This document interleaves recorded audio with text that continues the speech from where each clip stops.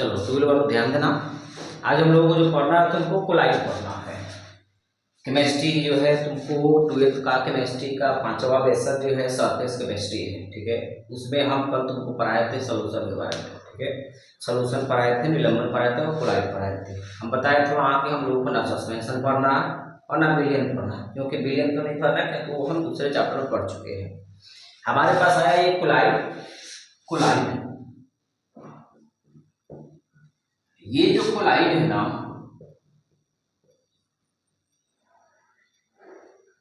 Collide का दूसरा नाम है हमारे पास शॉल, ठीक है। यही हम लोगों को पढ़ना है। एक लॉन्ग टॉपिक है, याद रखो, छोटा टॉपिक नहीं है ये। अब यहाँ से हमको लगता है कि बहुत दिन तक यही चलने वाला है, 2-3 दिन तक यही चलेगा। शॉल तुमको बता रहे हैं, ठीक है। कोलाइड का दूसरा नाम क्या है? शॉल है। इसी के बारे में हम लोग को पढ़ना है, ठीक है।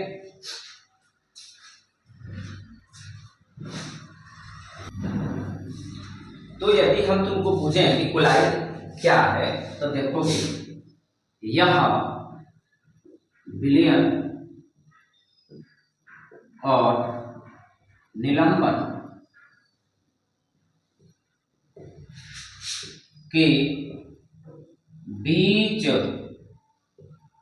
की अवस्था है जिसमें कणों का आकार जो होता है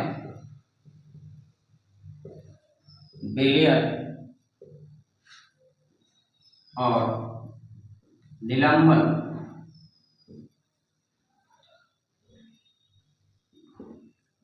के कणों के आकार के मध्य होता है। ध्यान से सुनो, ये जो कोलाइड है तुमको, कोलाइड क्या है तुमको, यह विलयन और निलंबन के बीच की अवस्था कहने का मतलब क्या कि विलयन में कणों का आकार कितना होता है तुमको 10 के पावर -7 सेंटीमीटर, निलंबन में कितना होता है 10 के पावर -5, ठीक है। या उससे भी बड़ा। ये जो कोलाइड है तुमको, इसका आकार जो होता है विलयन के आकार से बड़ा और निलंबन के आकार से छोटा होता है। उसी को हम लोग बीच का फेज बोलते हैं, ठीक है। क्या बोलते हैं इसको? बीच का फेज बोलते हैं। याद रखना, उसको हम बोलते हैं कोलाइड बोलते हैं। जैसे हम तुमसे पूछें दूध का बात बोले, दूध हो गया, रक्त हो गया, स्टार्च हो गया, है ना, बादल हो गया तुमको, है ना, कुहासा हो गया ना। उसके बाद हम तुमसे पूछे पाउडर का बात बोले, पाउडर, क्रीम हो गया तुम्हारे पास, है ना, जेल हो गया तुम्हारे पास, जेली जिसको हम लोग बोलते हैं जेली, ये सब हमारे पास कोलाइड है, याद रखोगे।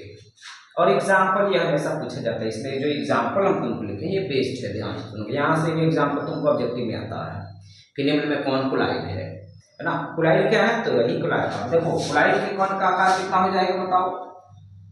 10 के पावर -7 सेंटीमीटर से 10 के पावर -5 सेंटीमीटर के बीच होता है, याद रखोगे, ठीक है। क्या होता है? बीच होता है। अब इसमें ध्यान से सुनो, जिस प्रकार से हम तुमको विलयन पढ़ाए थे, याद है क्या? विलयन हम पढ़ाए थे तुमको सोल्यूशन। उस सोल्यूशन में हम तुमको 2 भाग बताए थे, इसमें 2 भाग होते हैं, 2 अवस्थाएं होती है, जिसमें से पहली अवस्था हमारे पास कहा जाता था तुमको, ये पहली अवस्था विलय था और दूसरी जो था तुमको विलायक था, ठीक है। वहां बताया था, तुम पता करो विलय का अमाउंट विलयन में क्या होता था, कम होता था, और विलायक के अमाउंट जो है वो विलयन में क्या होता है, अधिक होता है। सेम उसी प्रकार से तुमको कोलाइड में भी 2 भाग होते हैं। कोलाइड में कितने भाग होते हैं? कोलाइड में 2 भाग होते हैं, ध्यान से सुनोगे। अब ये लाइन हम तुमको बार बार में बोलेंगे ना तो ये कंफ्यूज करेगा, इसलिए अब ये बता दें। कोलाइड या सॉल जो होता है, इसमें हमारे पास 2 भाग होते हैं। पहला भाग याद रखोगे, पहला जो होता है तुमको वो होता है परिक्षेपण माध्यम, परिक्षेपण माध्यम। एक होता है परिक्षिप्त प्रवस्था,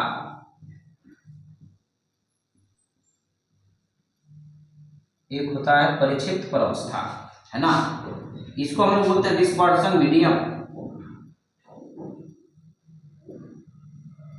डिस्पर्शन मीडियम और इसको डिस्पर्स फेज।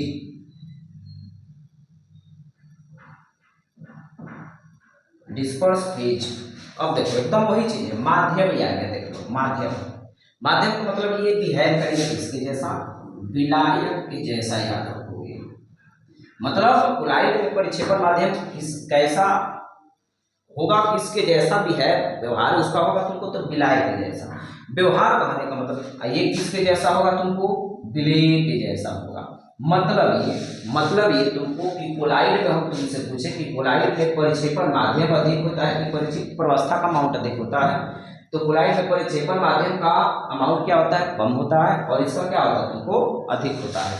इसका क्या होता है तुम्हारे पास अधिक होता है, इसका परिक्षेपण प्रवस्था का कम होता है, विलेय के काम का जैसा करता है। ठीक है, अब इसका तुमसे पूछे इसका परिभाषा, भी तुमसे पूछे कि परिभाषा क्या है तुमको, तो परिभाषा इसका हो जाएगा जिसमें कोई जिस कोलाइड में कोई ठोस पदार्थ या द्रव पदार्थ, जिसमें कोई पदार्थ घुल जाता है, कोलाइड जिसमें कोई पदार्थ घुल जाता है, जिसमें कोई घुल जाता है उसको क्या बोलते हैं, परिक्षेपण माध्यम। इसमें कोलाइड में, इसमें मतलब क्या, कोलाइड में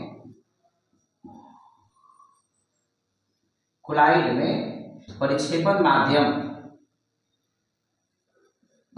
माध्यम की मात्रा क्या होती है, अधिक होती है। ठीक है, देखो कोलाइड में मतलब क्या, कोलाइड में इसकी मात्रा अधिक होती है, मतलब किसकी, परिक्षेपण माध्यम की मात्रा क्या होती है, अधिक होती है। इसमें कोई ठोस पदार्थ घुलता है, याद रखेंगे, इसका डिफिनेशन हो जाएगा तुमको, परिक्षेपण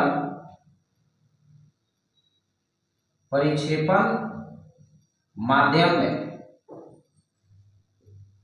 जो पदार्थ घुलता है, जो पदार्थ क्या होता है, घुलता है उसे क्या बोलेंगे, परिक्षिप्त प्रवस्था बोलते हैं। इसमें इसकी मात्रा क्या होती है, कोलाइड में इसकी मात्रा कम होती है ना। तो ये सिंपल सा बात तुमको याद रखना है। क्या है तुमको ध्यान से सुनना, यहां जो है तुमको लिखे हैं, ध्यान दोगे वहां, ये जो हमारे पास है विलायक है, ये सॉल्यूशन पर किया है तो विलायक है जैसा होगा, तो इसका मान क्या होगा, इसमें अधिक होगा, विलेय होगा तो उसका मान उसमें क्या होगा, कम होगा। जिसमें कोई ठोस पदार्थ घुलता है उसको क्या बोलते हैं, परिक्षेपण माध्यम बोलेंगे, और जो ठोस पदार्थ परिक्षेपण माध्यम में घुलता है उसको क्या बोलते हैं, परिक्षिप्त प्रवस्था बोलते हैं। ठीक है, अब हमको इसको लाइट की क्या करता है, विशेषताओं को देखना है। ठीक है, तो पहले इसको नोट कर लो। तो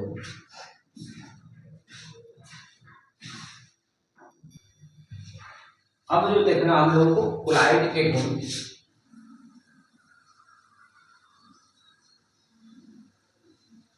कोलाइड के जो गुण है वो देखना है ध्यान से। तो यहाँ हम गुण के बारे में जितना वीवीआई करेंगे उतना तुम वीवीआई कर लेना, वही ऑब्जेक्टिव के लिए इंपॉर्टेंट होगा। ठीक है, पहला जो गुण है तुमको कोलाइड का, पहला वो तुम्हारे पास इंपॉर्टेंट है, कोलाइड जो कोलाइडल जो सब विलयन होता है, तुमको कोलाइड जो विलयन होता है, ठीक है, वो विषमांग प्रकृति का होता है। इस प्रकृति का होता है, विषमांग प्रकृति का होता है। विषमांग का मतलब हम खूब अच्छा से कर बताए हैं। दूसरा जो इसका गुण है याद रखोगे कि ये जो होते हैं आवेशित प्रकृति के होते हैं। ये किस प्रकृति के होते हैं, आवेशित प्रकृति के होते हैं। ठीक है, चार्जेबल होते हैं। हाँ, ये नहीं कह रहे तुमको कि सारे कोलाइड आवेशित प्रकृति के होते हैं, ठीक है, लेकिन बहुत सारे कोलाइड ऐसे होते हैं जो आवेशित प्रकृति के होते हैं। ठीक है, तो ये दिमाग में रखोगे। तीसरा जो पॉइंट है तुमको याद रखना, ये प्रकाशिक गुण को दिखाता है। ये जो कोलाइडल जो विलयन जो होते हैं, कोलाइडल सॉल्यूशन, ये प्रकाशिक गुण को दिखाते हैं। प्रकाशिक गुण को दिखाते हैं मतलब क्या, ये जो होते हैं तुमको ये टिंडल प्रभाव को दिखाते हैं। इस प्रभाव को दिखाते हैं, टिंडल प्रभाव को, और इस कोलाइडी विलयन में तुमको प्रकाश का प्रकीर्णन भी होता है। ये याद रखो दो, और ये लाइन बड़ा ही इंपॉर्टेंट है, याद रखना। एक ये रहा इंपॉर्टेंट, एक ये रहा इंपॉर्टेंट, ठीक है। ये जो होते हैं मतलब क्या, ऑप्टिकल और जो है प्रॉपर्टी को शो करते हैं कौन, कोलाइडल सॉल्यूशन, है ना। उसमें ऑप्टिकल प्रॉपर्टी में हमारे पास दो प्रभाव को दिखाता है, एक जो है टिंडल प्रभाव को दिखाता है, और टिंडल प्रभाव को दिखाता है, ठीक है ना। और दूसरा जो है मतलब कोलाइडी विलयन में क्या करेंगे, लाइट को डालेंगे तो उसमें कण जो होते हैं तुमको वो प्रकाश को प्रकीर्णित कर देते हैं, याद रखना, है ना, स्कैटरिंग कर देते हैं तुमको, ठीक है।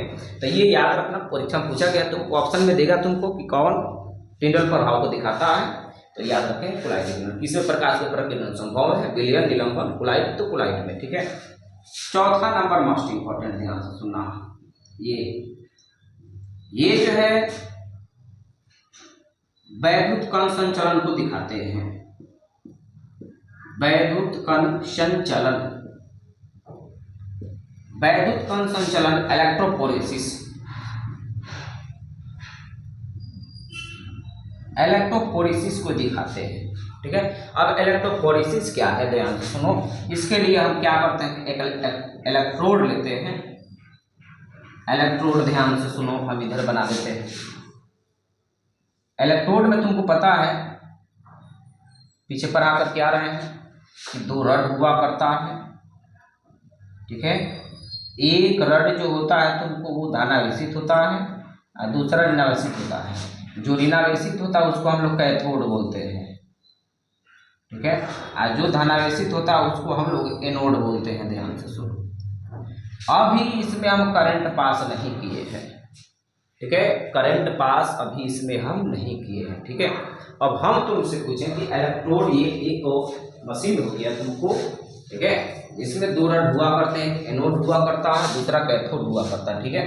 अब हम तुमसे पूछें, जरा ध्यान से सुनो, कि इसमें क्या किए कि हम कोई कोलाइड ले लिए यहाँ, ठीक है, कोलाइड भर लिए यहाँ। क्या लगता है, कोलाइड है तो इसमें प्लस भी होगा, माइनस भी होगा, माइनस भी होगा, प्लस भी होगा, प्लस माइनस इसमें भरा होगा, ठीक है।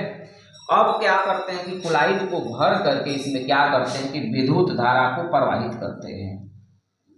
कोलाइड को भर करके इसमें क्या करते हैं, विद्युत धारा को प्रवाहित करते हैं। जरा ध्यान से सुनना, अब इस पे जैसे ही प्रवाहित करेंगे विद्युतीय क्षेत्र उत्पन्न होगा। विद्युतीय क्षेत्र के कारण, अब ध्यान से सुनोगे, क्या लगता है, आवेशित, अभी लिखवा करके और तुमको कि आवेशित प्रकृति का मतलब ये धनावेशित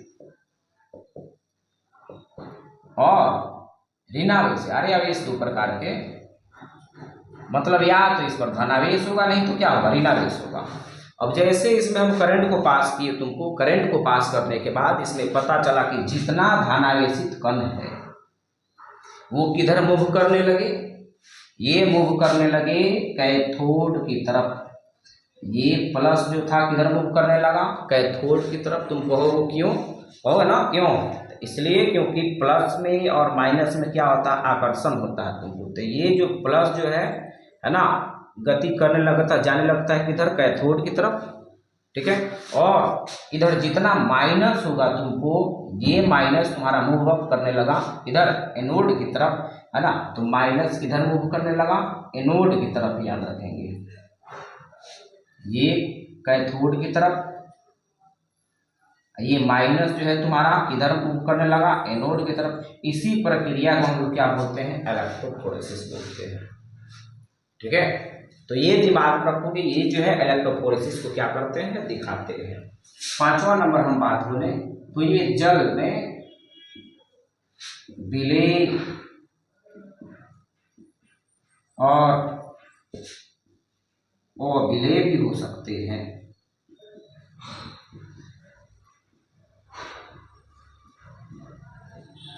ये जल में विलय भी हो सकते हैं और जल में अविलय भी हो सकते हैं। मतलब ये जल में घुल भी सकता है और जल में नहीं भी घुल सकता है, याद रखेंगे, ठीक है। तो ये हमारे पास जो गुण है तुमको, ये कोलाइड के गुण रहा। अब इसमें हम देखेंगे कि परिक्षेपण माध्यम और परिक्षेप प्रवस्था के आधार पर हमारे पास कोलाइड को किस प्रकार से वर्गीकृत किया गया है, ठीक है। पहले इसको नोट कर लो तुम।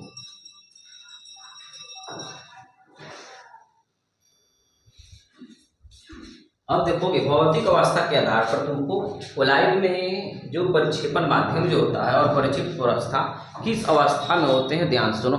और यहाँ से एक ना एक ऑब्जेक्टिव तुम्हारा एकदम फिक्स है, याद रखोगे। एक ऑब्जेक्टिव तुम्हारा यहाँ से कन्फर्म है। क्या पूछेगा? पूछेगा तुमको कि बादल में परिक्षेपण माध्यम और परिक्षिप्त अवस्था क्रमशः होते हैं। तो पहले परिक्षेपण माध्यम बोला ना, तो परिक्षेपण माध्यम में कौन? गैस होता है परिक्षेपण माध्यम, और उसमें परिक्षिप्त अवस्था के रूप में कौन होता है? तुमको उपद्रव होता है। कहने का मतलब ये है तुमको कि ये बादल हुआ या कुहासा हुआ, उसमें परिक्षेपण माध्यम गैस है, मतलब गैस में बहुत सारा गैस है, उसमें तुमको मिला हुआ है थोड़ा सा विलेय के रूप में कौन? द्रव। मतलब समझ रहे हो ना क्या है? अभी तो इससे पहले तुमको बता के आ रहा है कि परिक्षेपण माध्यम किसको बोलते हैं। परिक्षेपण माध्यम जिस कोलाइड में जिस पदार्थ का अमाउंट अधिक है तुमको उसको परिक्षेपण माध्यम बोलते हैं। तो परिक्षेपण माध्यम के रूप में यहाँ कौन है? तुमको गैस है। कहने का मतलब कि गैस यहाँ इस कोलाइड में, देखो ये बादल कोलाइड है, कुहासा कोलाइड है, इसमें सबसे अधिक अमाउंट में कौन होता है? तो गैस होता है, ठीक है। आप उसमें परिक्षिप्त अवस्था के रूप में, मतलब विलेय के रूप में थोड़ा सा कौन रहता है? तुमको द्रव होता है। तब ये बादल और कुहासा ये उसका उदाहरण होता है, ठीक है। धुआं की बात तुमसे बोले तो धुआं में परिक्षेपण माध्यम कौन है? गैस है। और उसमें धुआं में वायु के कण जो होते हैं, तुमको ये वायु के कण जो होते हैं ठोस के रूप में होते हैं। तो वो ठोस जिससे हम लोग को क्या बना? ये धुआं बना है, याद रखोगे, ठीक है। तो यहाँ एग्जाम्पल की बात करें तो ये तो एग्जाम्पल, एक नंबर एग्जाम्पल इंपॉर्टेंट है, ध्यान से सुनो, ठीक है। उसके बाद हम तुमसे पूछे धुआं वाला, याद रखना ये, ठीक है। एक याद रखना तुम, 4 नंबर याद रखना, बड़ा ही इंपॉर्टेंट है ना। और एक 6 नंबर याद रखना। ये जो है इंपॉर्टेंट हमेशा क्वेश्चन ये पूछे जाते हैं, ठीक है। अब ये हमारे पास हो गया। अब हम तुमको पढ़ाने जा रहे हैं तुमको, ये तो एग्जाम्पल हो गया तुमको ना। और परिक्षेपण माध्यम परिक्षिप्त अवस्था कौन कौन होता है। अब जो हम 5 नंबर के क्वेश्चन और ऑब्जेक्टिव क्वेश्चन जो आता है तुमको कोलाइड के प्रकार, ठीक है। 2 प्रकार के तुमको मिलेंगे, द्रवरागी और द्रवविरागी, ठीक है। उसमें अंतर 5 नंबर का आता है। उस अंतर में से तुम्हारा अगर अंतर नहीं पूछता तो ऑब्जेक्टिव एकदम आता है, ठीक है। तो हम पढ़ेंगे, पहले ये नोट कर लो।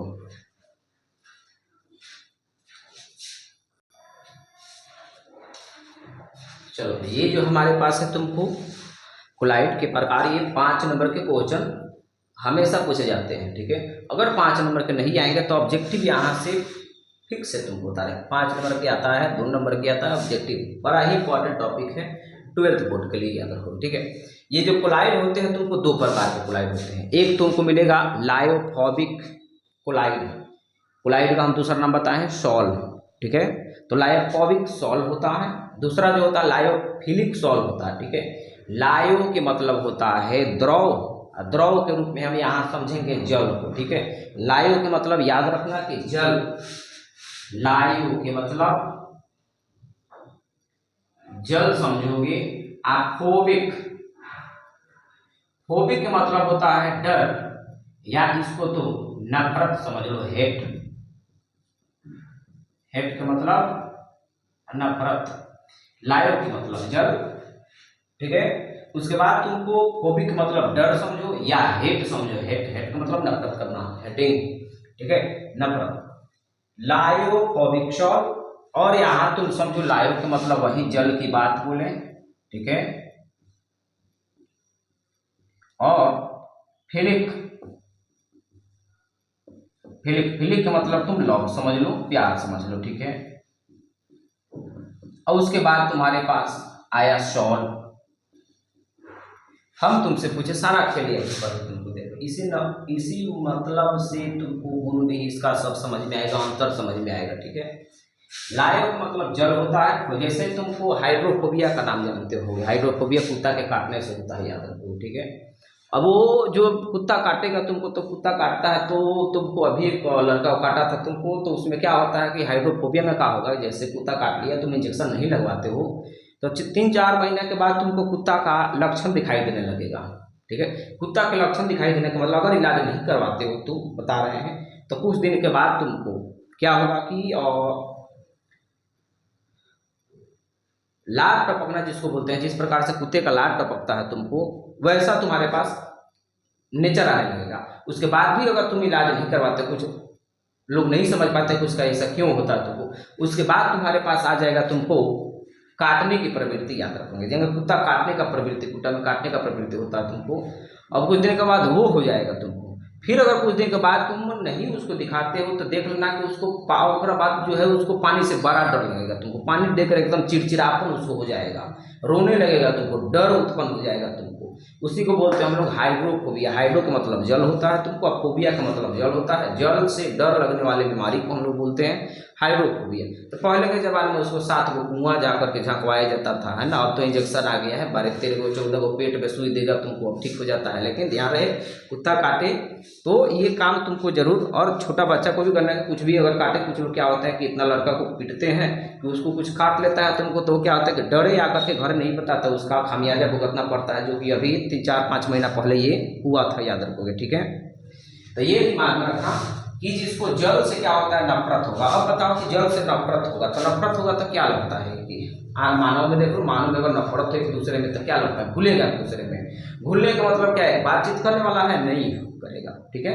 तो मतलब है तुमको यहाँ जल से जिसको नफरत हो, वैसा पोलाइट या वैसा सॉल जो जल से जिसको नफरत होता है, नफरत होगा तो एक दूसरे में घुलेगा नहीं, मतलब वही है वह पोलाइट जो जल में घुल जाता है या जल में विलय होता नहीं होता है तुमको, उसको क्या बोलते हैं, द्रव विरागी सॉल बोलते हैं, लायोफोबिक सॉल बोलते हैं। वह कोलाइड या वह सॉल जो जल में नहीं घुलते हैं या जल में अविलय होते हैं, उसको बोलते हैं लायोफोबिक सॉल या लायोफोबिक कोलाइड, द्रव विरागी, ठीक है, सॉल बोलते हैं।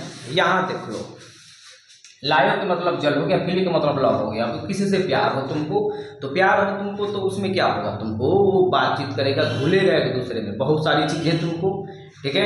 तब ये कब बहुत सारी बातें कब होगी, जब उसके बीच में क्या होगा, तुमको प्यार मोहब्बत होगा, तुमको बता रहे हैं, तो ये घुलेगा, तुमको बता रहे हैं, ठीक है। घुलेगा, घुलने का मतलब ध्यान से सुनो, अब वही इसका परिभाषा तुमको बनाएगा कि वह सॉल या वह कोलाइड जो जल में क्या होते हैं, विलय होते हैं। विलय कौन होगा, जिसके अंदर तुमको हेटिंग नहीं, लव होगा, तुमको प्यार होगा। प्यार का मतलब तुम दूसरा मत समझो, ध्यान से सुनो, ठीक है। वही प्यार जो मम्मी पापा करते हैं वो हम प्यार की बात बता रहे हैं, ठीक है।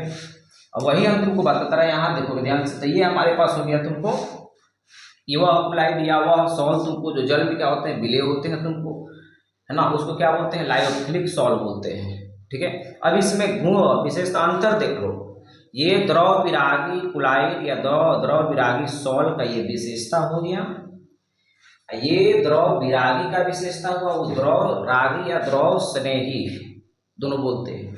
ये विशेषता दोनों को जब क्लासिफाई करती है तो ये दोनों में अंतर हो गया, जो कि हमेशा पूछता है परीक्षा में, ठीक है।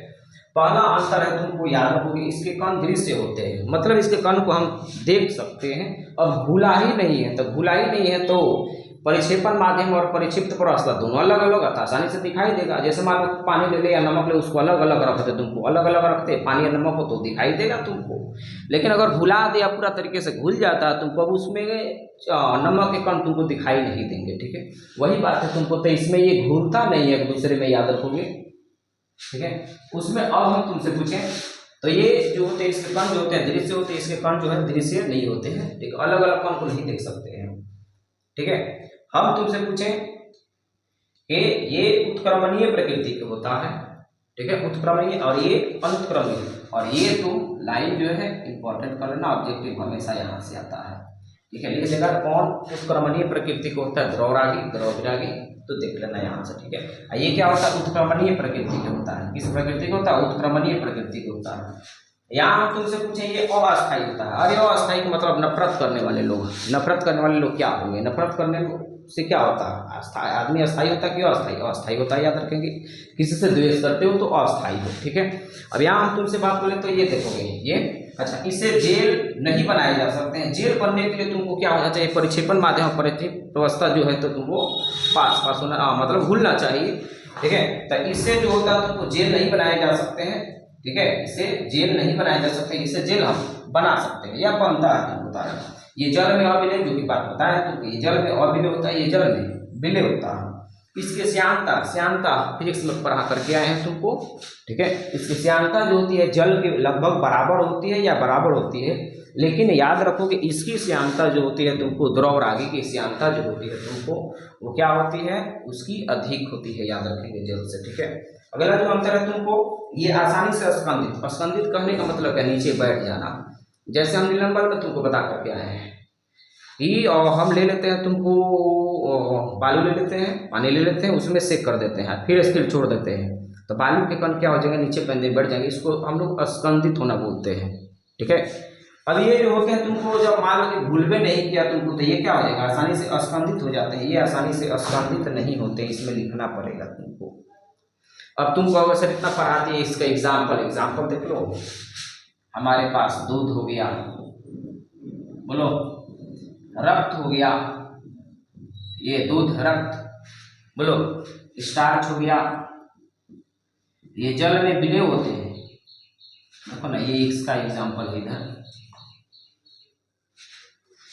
ये हमारे पास इधर हो जाएगा एग्जाम्पल तुमको, रक्त हो गया, दूध हो गया, स्टार्च हो गया, ये स्टार्च जल में घुलनशील होता है, तो दूध तो जल में करते हो, राय जी हो तो खूब जानते हो कि दूध में पानी, ये पानी में कैसे घुलनशील होता है, रक्त घुल जाता है पानी में, ठीक है। तो ये सब घुल जाता है, तो ये सब हमारे पास क्या है, द्रव आ गया, द्रव से नहीं, लायोफिलिक सॉल है, ठीक है। इसके बारे में हम तुमसे पूछे, जितना तुम्हारे पास क्रीम है, जितना क्रीम हो गया, जितना तेल हो गया तुम्हारे पास, तो जितना क्रीम हो, जितना तेल हो, ये जल में नहीं घुलते हैं, ठीक है। अब क्रीम में तुम्हारे पास जितना लड़की के लिए जो है वही समझ रही हो तुम, पाउडर का बात बता दें ना, कभी निकालोगे पता चलेगा निकालते वक्त पूरा फेंक दिया तुमको पाउडर तो पूरा मुंह में लगाएगी नहीं, क्योंकि भाकुर के जैसा मुंह हो जाएगा, तुमको उतारा है, ठीक है। अब उसमें क्या करती है, तुम करती होगी, तुमको उतारा है, उसमें से कुछ पाउडर जो है तुमको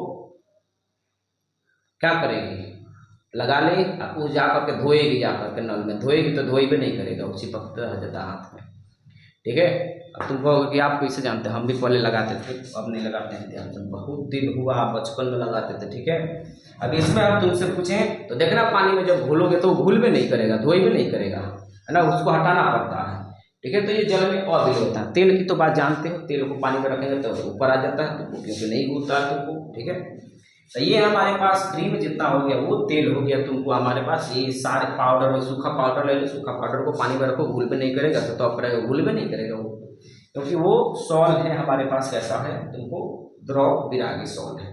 तो ये हमारे पास हो गया तुमको। आगे जब हम मिलेंगे तुमको, ठीक है, तो बताएंगे तुमको कि इसको बनाया कैसे जाता है और इसका प्यूरिफिकेशन क्या है, ठीक है। तब तक के लिए जय हिंद, जय भारत।